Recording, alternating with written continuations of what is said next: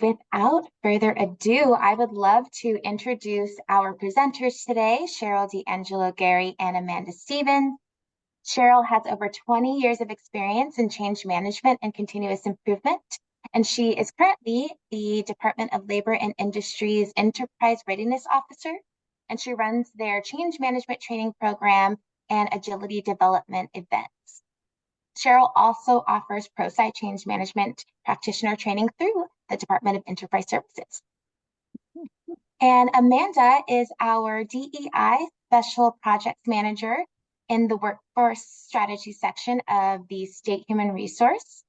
She has over 15 years of experience in project management, corporate training, and process design.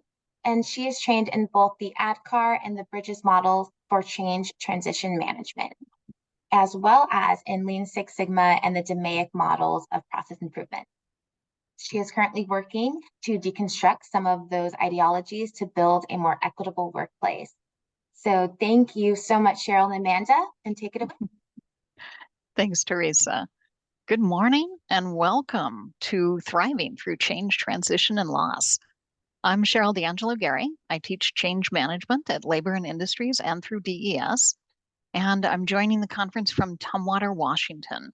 For any sight-impaired participants today, I am on the older side of middle-aged. I'm wearing a black sweater over a blue dress, and I have kind of brownish hair with some hard-earned silver streaks in it, and glasses. And I am truly honored to be presenting today with this amazing individual, Amanda. Oh, you're on mute.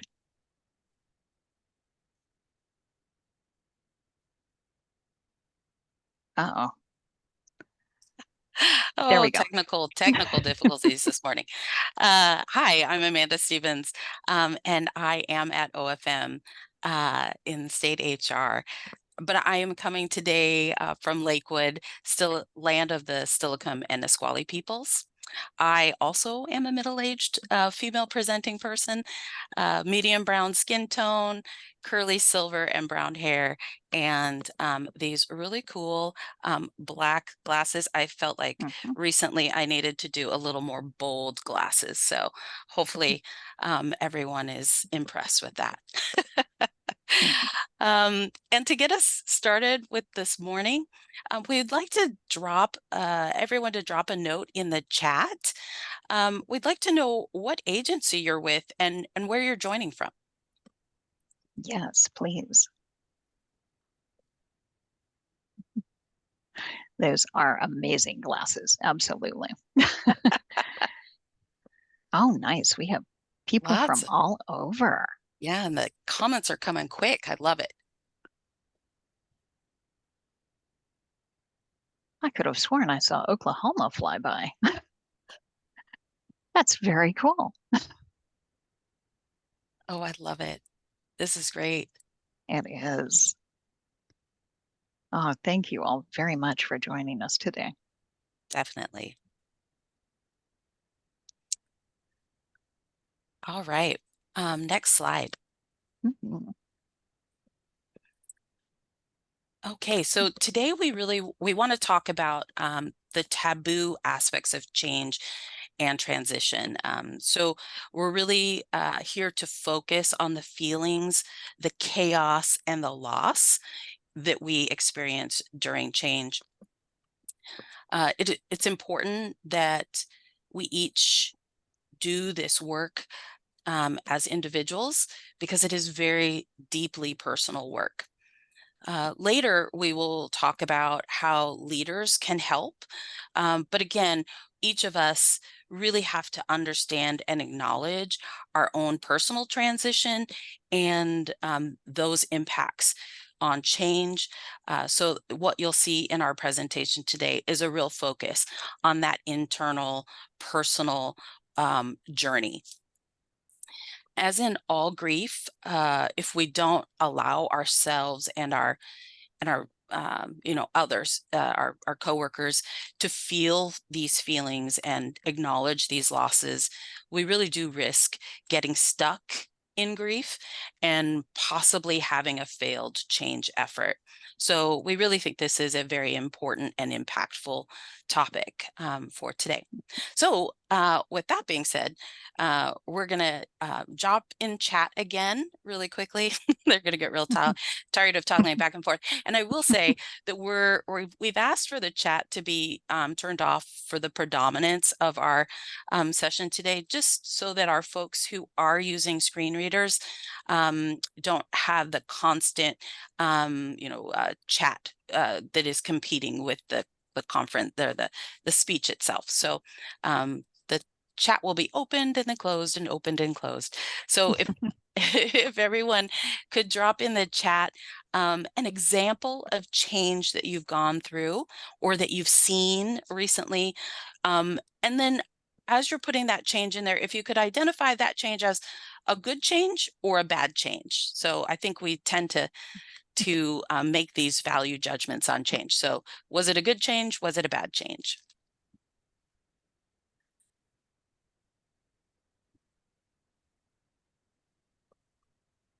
Oh, these are good. I saw like a good change was remote work. Oh, they run so fast. I can't read that quick. New careers, good. I see a lot of good changes. This is fantastic. I think somebody said there was a change that they weren't certain if it was good or bad yet. And I think it was about leadership. That's fair, by the way. Sometimes it's hard to know until the time plays out. Absolutely. All right. So, Cheryl, do you want to talk to us about our agenda for today? Absolutely. Yeah, I'm just getting fascinated by all the stuff coming into chat. I know, right? So here's our agenda for today. We've already done the welcome and the purpose. Amanda's going to walk us through some definitions just so we can be sure we're all on the same page here and using words that have the same meaning to all of us. Then we're going to talk about the emotions that humans go through with change and why taking that into consideration really makes sense. We'll talk about that uncomfortable neutral zone, that actual transition between current state and future state. And we'll share some tools that you can use to identify and better navigate those losses. Taking the time to really clearly identify those losses can help you figure out how to better deal with them. And that's going to get you through change more quickly, a little more easily. Certainly, it's going to help you see the possibilities of change and take advantage of them. So that is what we are here for today. Amanda, you ready for those definitions? I am, yeah. So let's take a look at these definitions. So in the conversation today, we're gonna use two different terms. We're going to talk about change. We're going to talk about transition. And often in our language and English, and we in our culture, we use these terms interchangeably. But today we're going to really try to focus in and give these two terms separate definitions, so that we can really hone in on what it is that we're talking about in any given moment. So what is change? Change is an external thing. It's something imposed or encountered. It has a clear start and ending. And what we see with change is that it's often logic based. There's again, clear start and stop. Most often it's very linear, and it could be cyclical, but it is very possible, it's typically very linear. You do one step and then the next and moving on. And then when we evaluate change, we turn it into lessons learned, right? And a mitigation plan. It's very tactical. It's very project management. It's very structured, change is. Now, transition is the emotional impact of change and what we internally go through as we experience change. And so what we're really looking at with transition and what we're talking about when we say transition is that those emotions and those biases that we bring when an external change occurs. So it's often that transition is an irregular pattern. It's not easy to track. There's a different timeline for everyone, and each individual could have a different timeline for each change they're engaging in, depending on many, many experiences. And then when we evaluate the transition, it turns into more bias, right? Like, so either positive or good, right? And it turns up as what we like to call baggage, right? Or our personal experience. So as we're talking today, these are the two terms that we're going to be using. We're going to be using the term change and the term transition, and we are trying to be very intentional about our language there. So all changes require a transition. Whether the change is good or bad, we're always going to have that element of stopping and starting, which also means that we're going to have this element of ending and loss, and then an element of new beginnings. So let's talk about some of those changes you were put in the chat earlier. So it's really easy to usually see the bad changes, but I loved how much of the good changes you all put into the chat. And I'd really like to talk about one that I think has affected us all, is the change of, working remotely. That change, it came quick, right?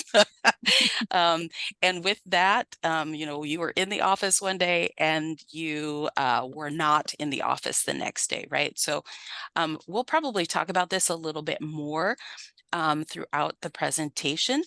But, when you were transitioning through that change, there may have been some things you were feeling about that. And they may have been mixed emotions, right?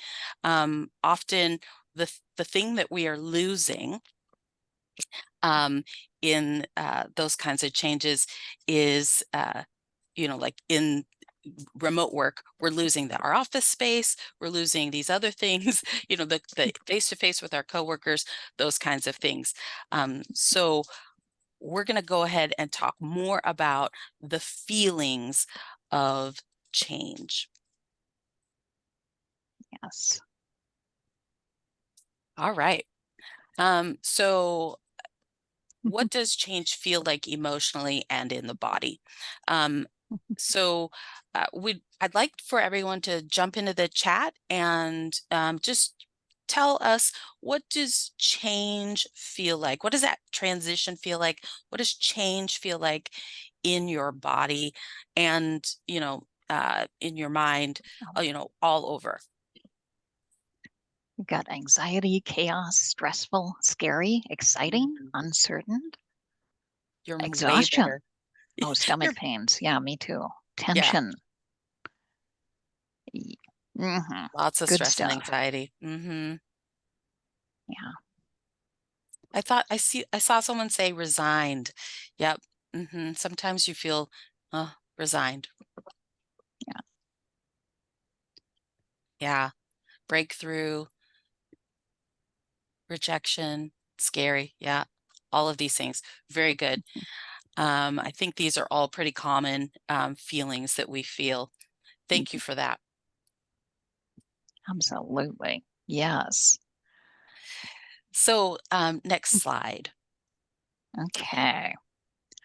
So what you're seeing right now on screen is the change curve. This is based on the work of Elizabeth Kubler-Ross, and this is an example, not necessarily comprehensive, of the emotions that humans go through when we face a change.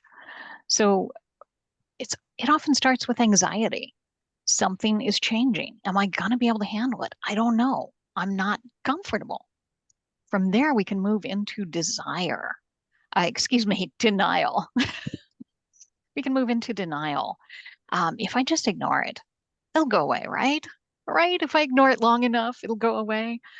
And from that, we head down into that, we start heading down into that valley with some strong emotion. That might be fear, it might be anger, it might just be anxiety. Again, intense anxiety. I know that's often it for me. And from there, we hit fear. And it's down in that valley of despair there at the bottom of this curve where we finally gain acceptance. We finally get to come to terms with this change. And from that, we can get to realization, understand why we're doing this. I can see why we should do this. And from that, you get energy and then growth, and you head back up out of that valley of despair on that side. So this is, like I said, based on the work of Elizabeth Kubler-Ross, who internationally famous psychiatrist who did a work on death and dying in 1969 and identified the 5 stages of grief. And it did not take long before people realized that that applies to every change. Whatever the change is, in order to get something new, we must lose something old. So Elizabeth Kubler-Ross really founded the science of change management. Huge kudos to her. So this change curve has a lot of emotions on it, very similar to the ones that we just saw in chat that just came in. We had a couple of people who were excited. We had a lot of people who were anxious. We had people all over this change curve. So some of the things to keep in mind with this, the words on the screen might not be exactly what you personally experience. That's okay.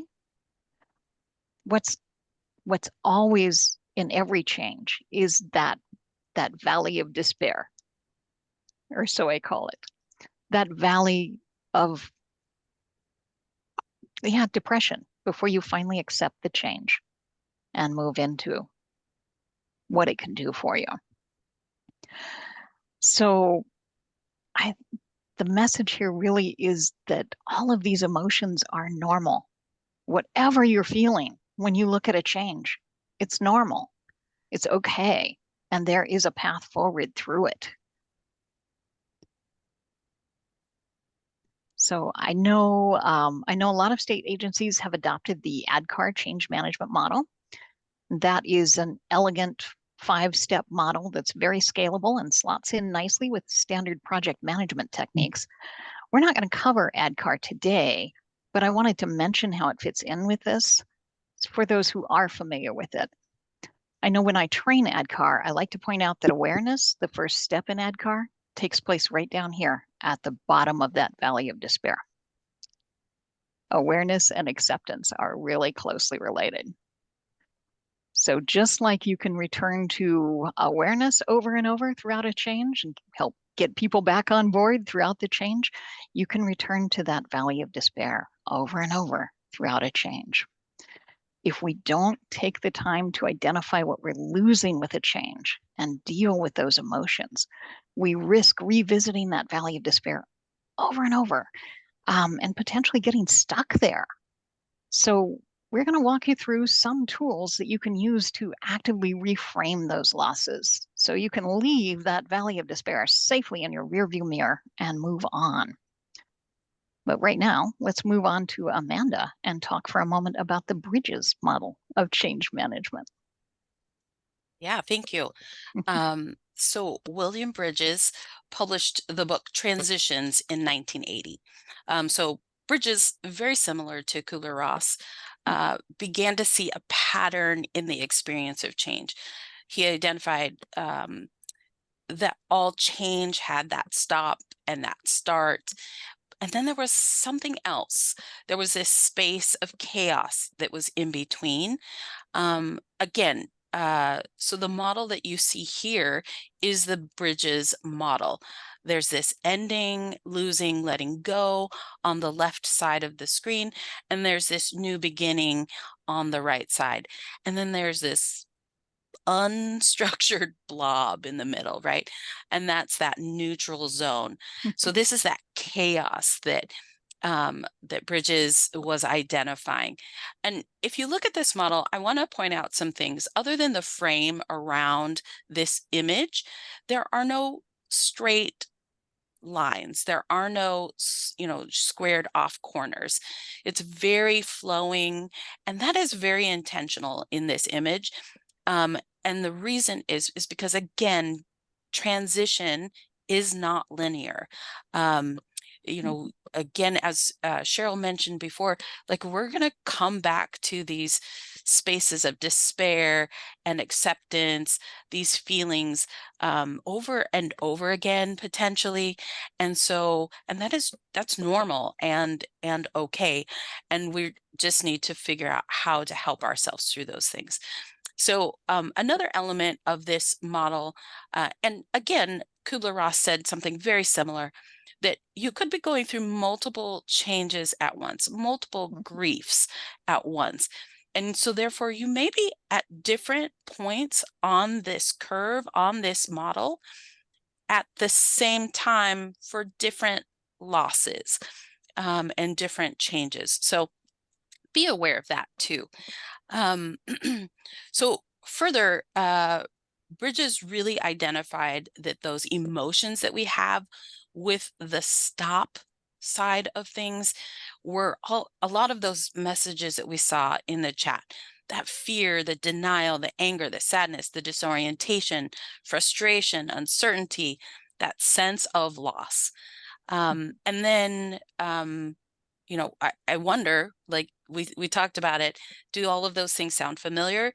Because they really probably should, because we just saw them in that downward slope from the Kubler-Ross change curve, right? So this is how these two models really complement each other. These two ideas really complement each other.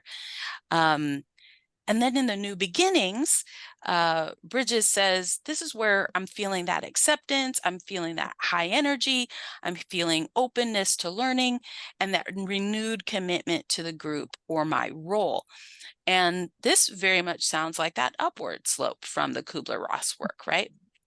So really, this unique element from Bridges is really a focus on the neutral zone. So this big blob in the middle, which is that pit of despair that Kubler-Ross was talking about. And in that pit of despair that Cheryl was mentioning, that's where we're feeling that confusion, that uncertainty, that impatience. And it's also a spot of creativity and innovation.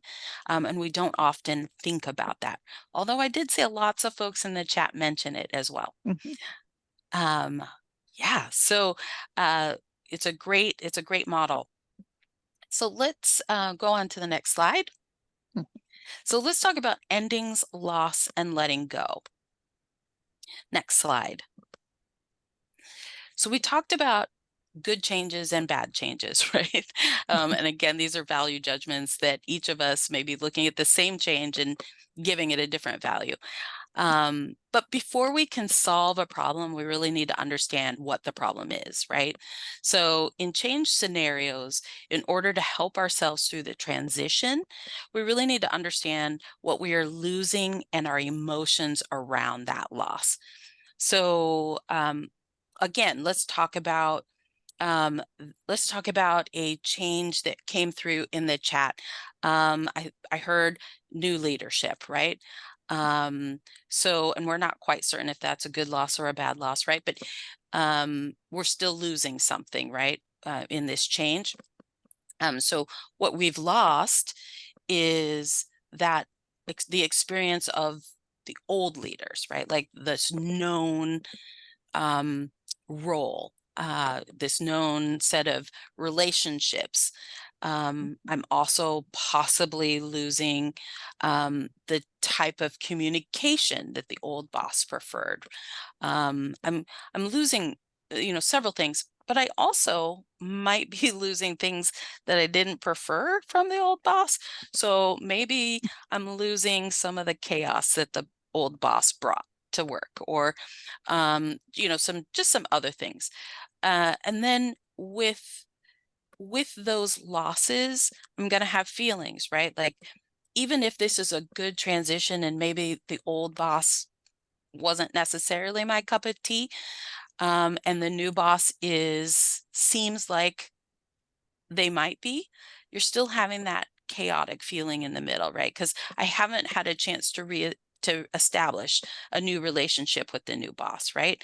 Um, we don't know. People show up one way in those initial moments, but it may take them time for them to really settle in and show their true experience and their personality. So we're not quite certain, right? There's confusion of what that might look like, but there's also some creativity in it, right? Because I get to start this new relationship with this new person, and I can be my best self, and hopefully I can see their best self, and there's some opportunity there.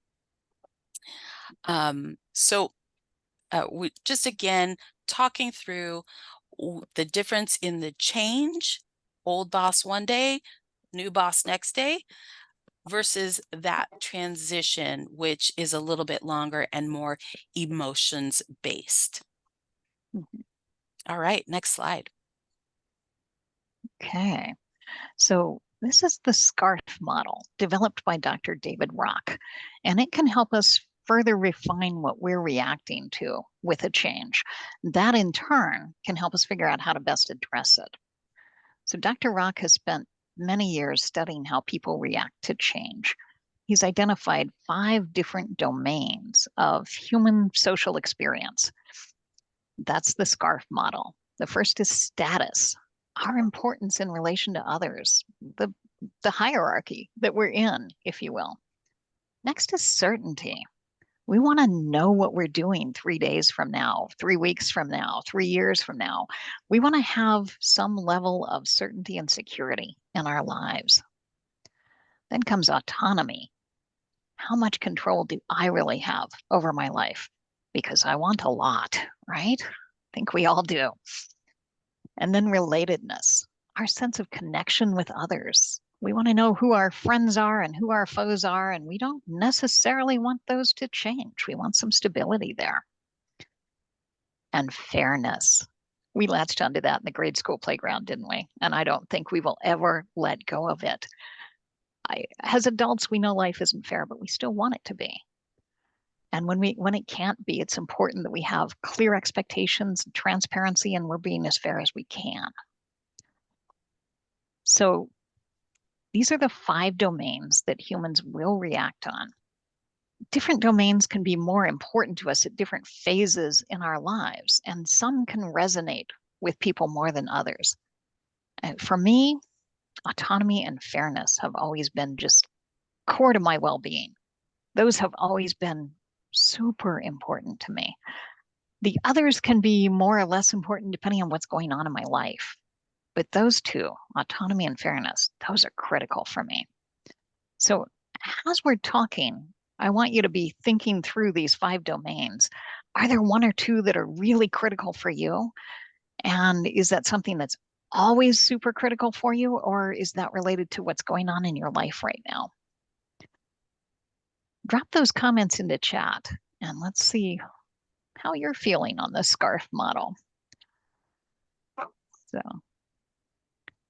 while you're typing, I want to share that when I'm planning a change that's going to impact others, or when I'm going through a change myself, I'll make it a point to look at the change through each of these lenses. And that helps me identify exactly what it is I'm losing or being challenged on, or what I'm gaining. And I can speculate on what that's going to mean for the other people who are going to be impacted by the change as well. This really helps me have more focused, productive conversations. I can do a reality check on my speculation and make sure it's accurate. And as far as my personal change, it helps me identify exactly what it is I'm losing and what I'm gaining so that my reactions are conscious, they're intentional, and I'm more in control. The example I like to give is from a few years ago when I accepted the job I have currently. The team I was joining was brand new to the agency and they had no real estate. So if you look at status, I was accepting a promotion. Yay. But losing a really nice workspace, 3 work surfaces, file cabinets, bookshelves, 2 or 3 chairs, and I was moving to literally a corner of a shared desktop.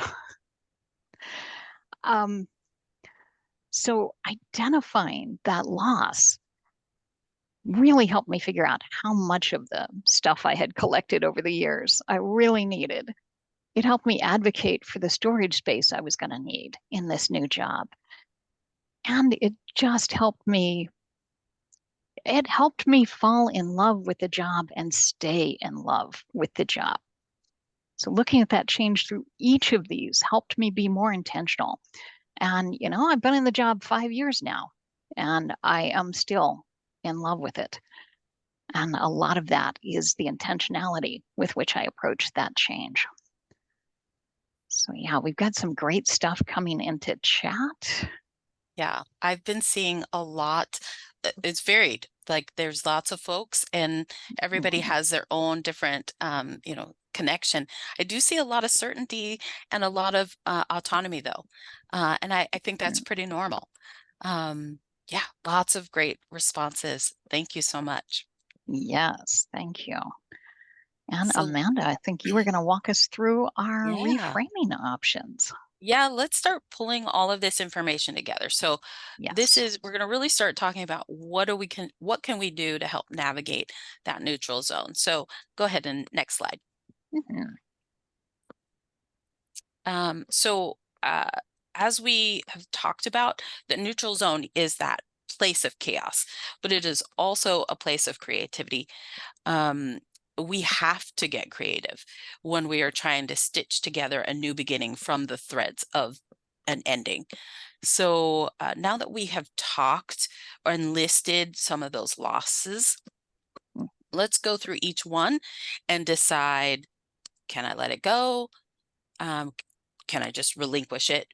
Be prepared to let go of some elements of that transition, of that change. And if I can't let it go or relinquish it, then can I replace it? And by replacing it, replace the old thing with a new thing. So, for example, maybe you were really proud in your maiden name, right? Like your whole family has it, it has ties to your roots. And then you get married and in that marriage you've chosen to change last names, right? And so can I replace it with pride in the new married name? Hopefully I can, right? So, or can we redefine the change or the transition? So redefining that loss. Or I can redefine myself, right? So maybe as we always that old adage is like I'm losing a daughter, but I'm gaining a son-in-law, right? That's a reframe, or I'm sorry, a redefining of the perspective, right? A reframe. Or can I reinvent? Can I make something new? Can I make myself new?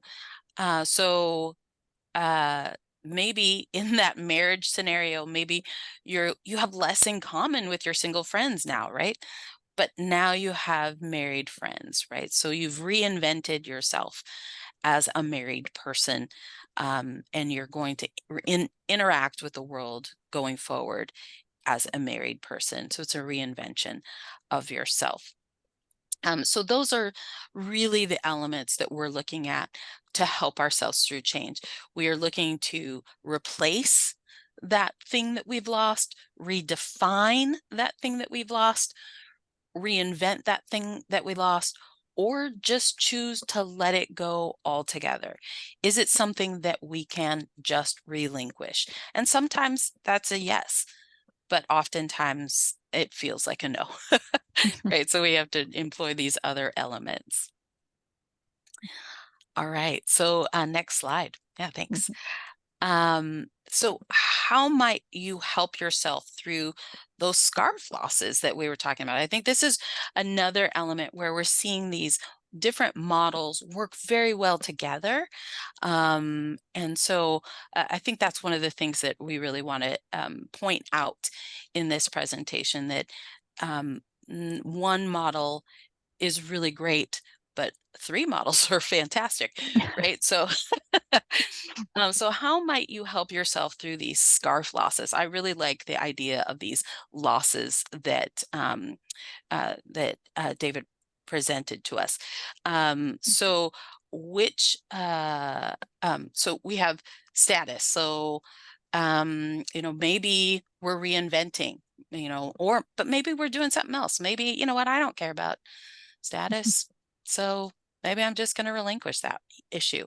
So if you wouldn't mind just jumping into chat and taking a look at, these challenge or these domains and seeing one of those main domains that you talked about for yourself in the chat earlier. Are you willing to share with us a way that you might be able to help yourself work through a change that impacts that particular domain? So for me, autonomy is one of my major issues, right? That's one of the major domains for me. And in change, when I have things that impact my autonomy, I really have to think about, it's not something that I can really easily let go of. So for me, I have to think about it and possibly redefine it or reinvent myself. Those are the two kinds of things that I need to do for myself. So what do you think you might want to do for your things? Yeah, reinvention. Be part of the change. So you're helping that redefining process. Yeah, lots of redefining. Yeah, what is new and exciting? So yeah, you're in that place where you're just like, you know what, I'm going to replace it with something that's new and exciting. Yep, I love it. I'm already Beautiful. redefining. I love that. Yep. Wonderful. Wonderful.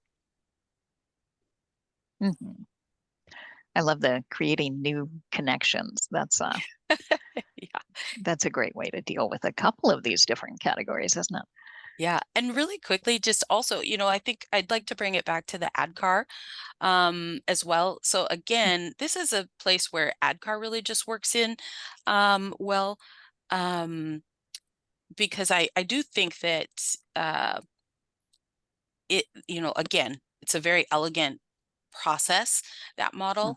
And I think when we're talking about the 4 R's, I really see the ADKAR kicking in at the desire, right? So ADKAR, of course, is awareness, desire, knowledge, ability, and reinforcement. And I think this phase of process is where I don't know that leaders or communication can really impact your desire. It can influence your desire, but the act of desiring is really that internal process. So this work will help with that desire phase of the ADKAR model. Yeah. So sorry. Yes. There you go, Cheryl. And of course, wanting the change is the first step to getting the change. Yeah. Right. Beautiful. Thank you. Okay. Still some great things in chat here. And I suspect for time's sake, we need to Yeah. move on to the Close. next slide. So, Yes, please. Thank you. so I wanted to talk for a moment about how we can help others through change using the SCARF model in particular here and the tools that Bridges brought us, the redefining, replacing, relinquishing, and reframing. So you have a handout that I think you got a link to at the very beginning of this class. That will give you some information on the SCARF model, how you can avoid threats, how you can reward the different domains, and yes, thank you, John. John just dropped it into chat again, so it is there for you. So that's a takeaway that I hope will be helpful. I mentioned already one of the things I do when I'm planning change is look through each of these lenses and speculate on which of these domains I'm really going to hit hardest and what that looks like for other people. So if I am asking somebody to give up an office, for example, that can feel like a hit to your status. So I'm going to be looking for ways to reinforce their status in other areas, whatever that might look like. Maybe that looks like giving them first pick of the available workspaces. Maybe it looks like giving them a new title, something, just recognizing them in public as an expert in what they're doing. I'm going to do everything I can to reinforce their status in other ways because I know I'm asking them to take a hit on it in this area. So think through some of the changes that you're trying to help people through, because we're always doing that, right? That's what transition is all about, is helping others through it so that we can help ourselves. So think through some of the changes that you're going through and trying to help other people through right now. When you look through this lens, what can you do to help people? What can you do to help people with a challenge to certainty, for example? Go ahead and drop your ideas into chat. What domain do you see as being threatened, and what what options can you take to reinforce that domain in other ways?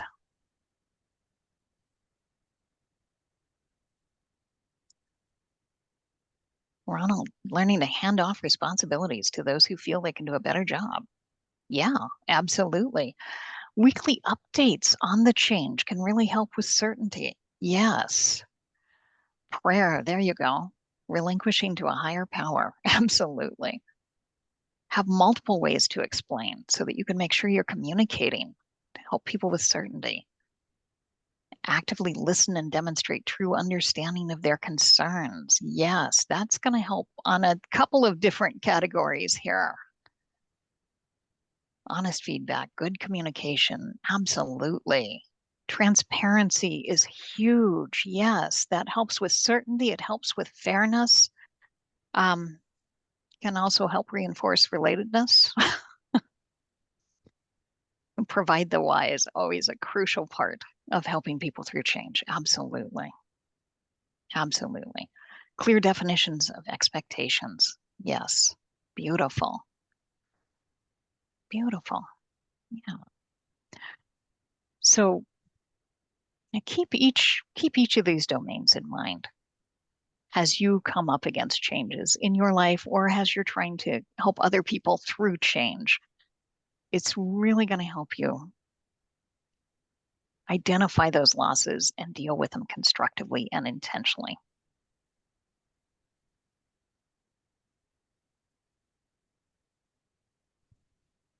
So, taking the time to think through the emotions of change, whether you're leading the change or simply along for the ride, processing those losses and actively reframing prevents you from bouncing around quite so much in that change curve.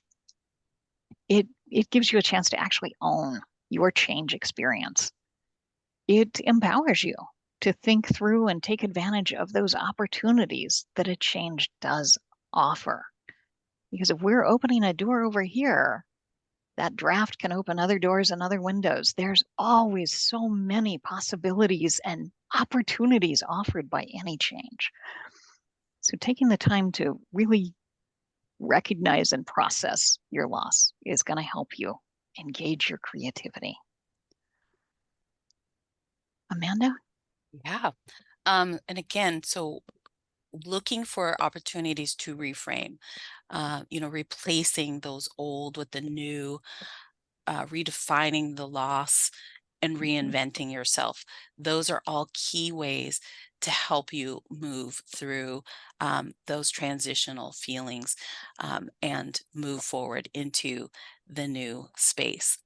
And when planning a change, allow time for people, including yourself, to make that transition. You can help yourself and others through transition by using the SCARF model to home in on exactly what's being lost. Allow yourself and your team to mourn those losses, and then recognize that the neutral zone is very likely to feel uncomfortable and untethered, and that is normal and a part of the process. So lean into it. Lean into that creativity and that possibility that the neutral zone offers. Again, it'll feel very uncomfortable, but as you work through and as you move into those creative spaces and as you allow yourself that flexibility, you will find that you will start to feel more comfortable and move into that new beginning a little easier. Again, it is each of our individual responsibilities to create an environment of grace where each of us can thrive. And it is also our individual responsibility to do this work of managing our own specific transition so that we can be a participant in the larger change. Absolutely. Change is hard. Giving each other and ourselves grace as we go through it is critically important. Absolutely. All And it right. looks like we have 8 minutes for questions. What do you have for us?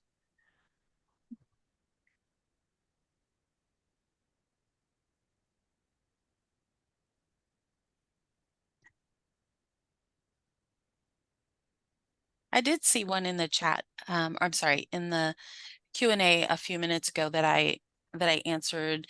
I typed in an answer, and it was about the difference between um, redefining and reinventing. And I typed in a quick response, but I really see redefining as, again, just much that shift of how I'm thinking about something, right? So, like in the example of, not losing a daughter, gaining a son, still same behavior, same activity. I'm just choosing to use different words and choosing to look at the situation from a different perspective. Whereas redefining, I'm sorry, reinventing, I see as actively doing things to change how I show up. So, or reinventing the activity itself. So, for reinvention, like maybe in a change, like in a job change, right? Or like we've got some sort of new process. Well, I am losing the old process, and a reinvention of myself or the process would be okay. Well, this old process isn't working, so I'm going to reinvent how I do the work. Right. I'm going to take some classes. I'm going to reinvent how I show up in this space. So that's kind of the nuance and the nuanced difference for me. And I don't know, Cheryl, do you have any thoughts on that? Um, no, I would say that was well covered. We've got some great questions coming into the Q&A now. Oh, good, great. So we've got someone who wants to know how to deal with a new career change. And I think for me, because I had one not too long ago, 5 years ago, for me, it became a matter of compare and contrast, really. Take the new job as I understood it, compare and contrast it with the old job to figure out what I was really losing and where, so that I could be intentional about figuring out how to approach that, how to replace the things that the old job fed me with. What can I find to counter that, to replace it? And can I do that through the new job, or do I need to look outside of that? So yeah, just being really intentional about what you're losing and what you're potentially gaining is, I think, one of the best ways to handle a career change. And Amanda, you had one very recently. What do you say? Yeah, I was thinking that too. Yeah. So 3 years ago, I was in a whole different space. Hmm. Yes, and I would fully agree. I think it's very important to take stock of what it is, again, that you feel like what losses you would have in that change. And I'll just be very candid. For me, right in the middle of the pandemic, I lost a job too. So it's like it wasn't an intentional choice. But I had to redefine for myself um what I wanted out of work, right? So I had to do that work of like, what am I losing? You know, if I make this change, because I was thinking, oh, I'm going to change industries completely, and I'm going to, you know, I'm actually going to take a pay cut, right? Like, so what am I losing? And then what am I gaining? And you know, that really helped me make some personal choices about what was really important to me, and you know, how I was going to move forward with career. And again, it really just helps you reiterate your choices over time. So I would absolutely take stock of what you think you're losing. That's where you go back to that scarf model, because sometimes it's hard to think about what you're losing. But if you go back to that scarf model and just evaluate each of those domains, talk yourself through it, and then figure out how you're going to reinvent, redefine, or if you just are going to relinquish. Mhm. Absolutely. And then we had a great question about the idea that this is an individual exercise. And they're wondering how it can be applied to a group and what the responsibility of the group or community is to come together to do this. And one of the sayings that I have always loved is it's not about me, and it's all about me. Um, so really taking the time to do this individual work first so that you can show up the way that you want to, so that you have some empowerment in how you're reacting to and responding to this change. That is going to model the behavior we want to see from others. And that's going to help encourage it. So I think that's your start anyway. Always start with heart, always start with you and how you're presenting when you walk into a room or into a situation. Amanda, what do you want to Yeah, add to that? I would also add that doing this work individually helps you be compassionate Mhm. for your coworkers who are struggling with the change themselves as well. Even though you may be struggling with different aspects of the change, just the work itself reminds you, oh, right, I'm losing something too, but I have been able to move through it quicker for whatever reason or whatever. But it just gives you that compassionate view of your coworkers. Absolutely. Yeah. And we've got when things are changing, does it make sense to point out the things that are staying the same, or does that impede people's ability to accept change? I'm going to That's say a one good of the one. it is, yeah. Yeah. One of the things I always try to do is point out what is not changing. What can we count on? Because the more certainty you can give people, even if that's not the domain that's being challenged, the more certainty you can give people, the more help that's going to be. Agreed. Yes. Absolutely. We are just almost at time, so I hate to Oh, cut it off because this is such a great conversation. We have a lot of questions in the Q&A. Cheryl, yeah, Amanda, if any of these questions weren't answered, is there a great way for folks to contact you? Oh, yeah, absolutely. definitely. Absolutely. I can be contacted through Teams easily. That's probably one of the best ways, or through email. My email is D as in delightful, A as in apple, N as in Nancy, E as in Edward, 235 at lni.wad.gov. Yes, and I can be reached in similar ways. And I'm actually going to type my email into chat. If you wouldn't mind reposting to the entire group, that would be great. But it is Thank you. Amanda Stevens, but it's with a PH, so I know folks get a little. It's probably easier to see it written down. Yeah.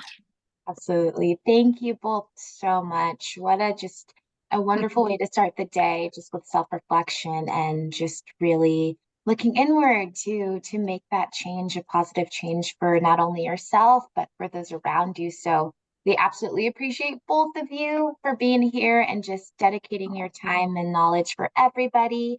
It looks like we dropped those email addresses in the chat. So if you'd like to reach out to Amanda or Cheryl, please do. I know they would love to hear from you. And we just wanted to close out and just thank everybody for taking time this morning to attend. We want to thank Kelly, our ASL interpreter and cart captioner, for being with us today.